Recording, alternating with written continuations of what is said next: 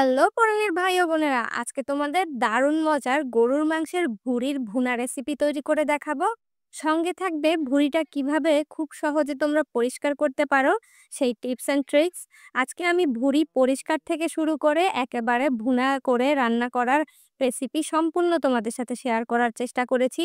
আর এর টেস্টের ব্যাপারে যদি বলি, দিস ইজ দ্য বেস্ট ভুঁড়ি ভুনা এভার। আর আজকের এই ভুঁড়িটা পরিষ্কার করতে আমাদের সময় লাগবে মাত্র ৫ মিনিট। প্রত্যেকটা ভুঁড়িকে আমি এরকম ছোট ছোট টুকরা করে কেটে নিয়েছি। এখানে ২ কেজি পরিমাণ গরুর মোটা ভুঁড়ি আছে। এটাকে পানি গরম করতে দিয়ে দিব। চুলায় পানি গরম অবস্থায় থাকবে যতক্ষণ না সম্পূর্ণ ভুঁড়িটা পরিষ্কার হবে। ৩০ থেকে ৪০ সেকেন্ড এরকম পানির মধ্যে চুবিয়ে রেখে তারপর এটাকে একটা এরকম সমান সারফেসে রেখে একটা চামচের সাহায্যে এভাবে আটকে ধরবো, আর একটা ছুরি বা চামচের সাহায্যে এভাবে খোঁচা মারলেই দেখবে পুরা ভুঁড়িটা একেবারে সাদা হয়ে পরিষ্কার হয়ে যাচ্ছে। ভুঁড়ি পরিষ্কার করা নিয়ে যারা যত দুশ্চিন্তা করেন, চুন, সোডা অনেক কিছুই ব্যবহার করেন, আমি কিন্তু কিছুই ব্যবহার করি না। জাস্ট এভাবে গরম পানিতে দিয়ে সাথে সাথে এরকম চামচ বা ছুরির সাহায্যে ডলা দিলেই দেখি একেবারে সাদা ফকফকা পরিষ্কার হয়ে যায়। তাই আপনারাও এবার কোরবানিতে চেষ্টা করবেন এভাবে পরিষ্কার করার।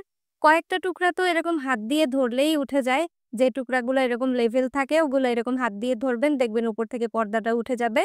সবগুলা ভুঁড়ির টুকরা একইভাবে পরিষ্কার করে নিব। এরপর ভুঁড়ির পিছনের যে পার্টটা ছিল সেটাও আমি হাত দিয়ে এরকম একটা পাতলা পর্দার মতো উঠবে সেটা উঠিয়ে ফেলবো। দেখবেন দুটো পাশই সাদা ধবধবে হয়ে পরিষ্কার হয়ে যাবে।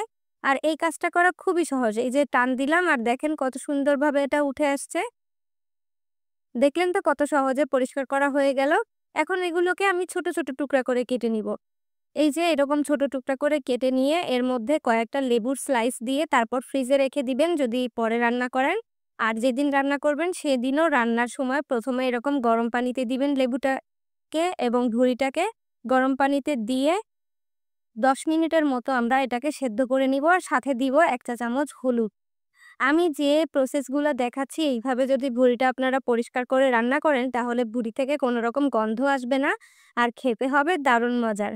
১০ মিনিট এটাকে সেদ্ধ করে নিয়ে এই পানিটাকে ঝরিয়ে ফেলে দিব। এতে করে এক্সট্রা যে চর্বিটা থাকে ভুঁড়ির সাথে সেটাও চলে যাবে, প্লাস গন্ধটাও চলে যাবে, আর দেখতে অনেক ভালো লাগবে হলুদ দিয়ে সেদ্ধ করার কারণে।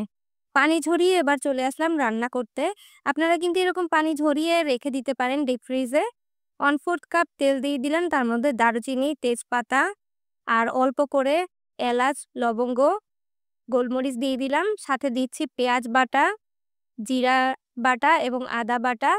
আর দিয়েছি গরম মসলা, লাল মরিচের গুঁড়া আর হলুদের গুঁড়া। সবকিছু আমি পরিমাপটা লিখে দিয়েছি স্ক্রিনে এবং ডেসক্রিপশন বক্সে। লবণ দিয়ে দিলাম স্বাদ মতো।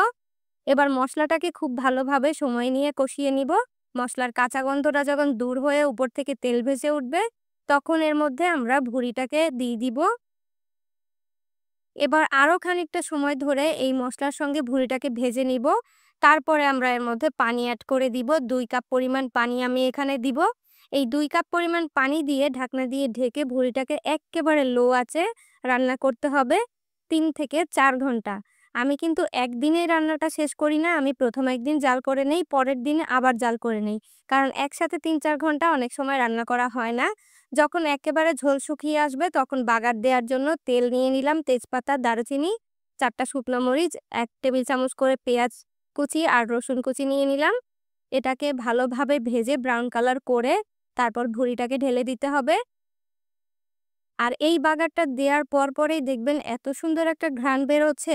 এখানে ভুঁড়ির কোনো রকম গন্ধ আসবে না, আর খেতে হবে দারুণ মজার। এরকম হালকা মশলাদার ঝোল ঝোল ভুঁড়িটা আমার খেতে ভীষণ ভালো লাগে।